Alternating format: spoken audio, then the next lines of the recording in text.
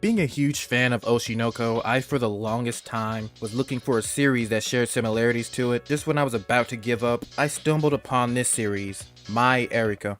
The story follows around Mamiya Arika, a super bright ray of sunshine that's popular in the idol world and is loved by everyone, all of the fans, and all of the members in her idol group, or so we thought.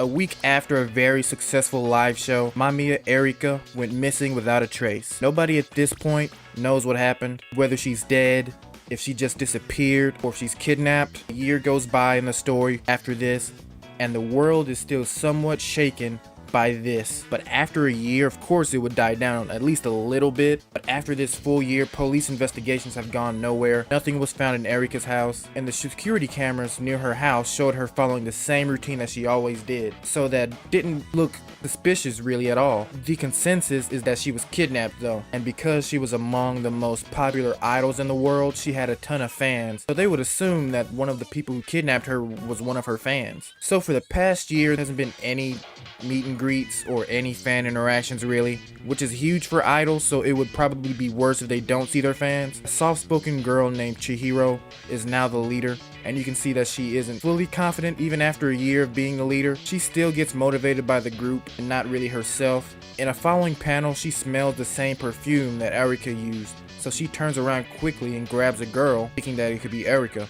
But to her surprise, it wasn't. It was actually a different girl, and she was actually very pretty. But we find out that she has a bit of an attitude. We find out that her name is Miyajima. But Lyrical Trick, that's the name of the idol group by the way, is now on stage following this. After the show, Chihiro offers words about Arika, showing that the group still thinks of her. But certain fans are getting tired of her name being brought up after a year, saying that she is probably dead somewhere, and all of this is bumming out the crowd. But an Arika fan just gets on their ass, talking about how they don't know what they're saying, and that Arika is the best of the best and is eternal essentially. And just by reading the chapters that I have, that is an undeniable fact, I will admit it. Following this though, the producer of Lyrical Trick announces that they're going to start doing fan meet and greets again, which pisses off the group because they think that Arika was grabbed by a fan. That same fan could very well be out there right now. Who wouldn't be at least a little scared after this happened to their friend? And also now, Lyrical Trick is holding auditions for new members. For their third generation,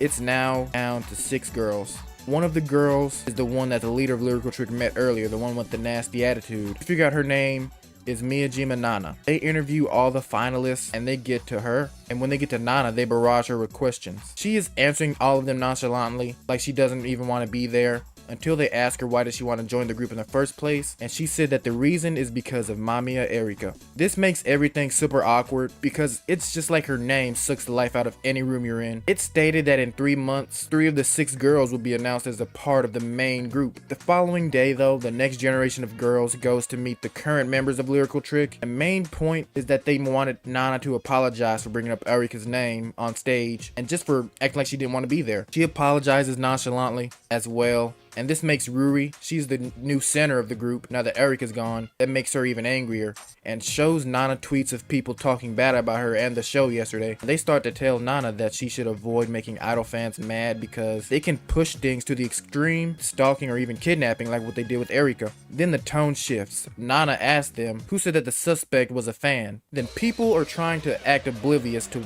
the situation, asking Nana what she's talking about, but I thought it was pretty obvious. She then says, what if the person who kidnapped Arika is someone who is close to her and not a fan? The chapter ending is close. We kinda learn that Nana had some relationship with Arika. To what extent, we aren't sure. And there was a guy who's following Nana after this, after all the talk of there being a stalker. We find out though it was the same guy who tore into the crowd at the Lyrical Trick event when they talked about Arika. We find out that Nana's actually an idol otaku who is working with 3 other ones, including this guy, to find out what actually happened to Arika.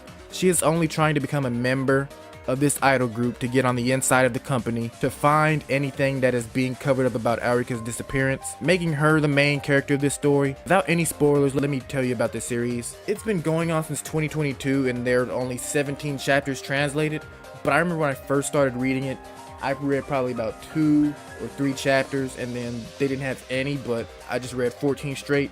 and it's really, really good, bro. And I would say that this is it's probably more mature than Oshi No Ko. I mean, I know I literally died in the first episode and it was very graphic, but the characters in this show are way older, the main characters at least, and they also swear a lot more than Oshi No Ko. I know that doesn't technically make you a more mature show, maybe more edgy, but it's still pretty good to me. And there's a lot of similarities, just like she's only becoming an idol to get news about Arika. Aqua's becoming an actor to get news about I. And Arika, there's obviously similarities with her and I, two very popular girls who are very bright and is changing the idol scene, and a big unfortunate event happens to them. It's a really good series. I recommend it to everybody. Is it Oshi No Ko? No. I think they both stand alone pretty well. And it's just a fun series. I think that you should read it, and let me know if you do read it so we can talk about it down below. And I appreciate you guys for watching this video.